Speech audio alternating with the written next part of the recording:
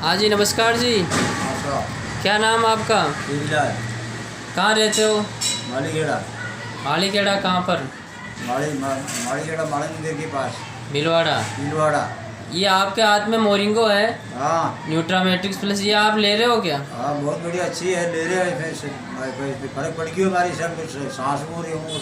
अरे खप जमता है, खप को फर्क पड़ गया। आँखें की रोशनी में थोड़ी जोत आ रही है।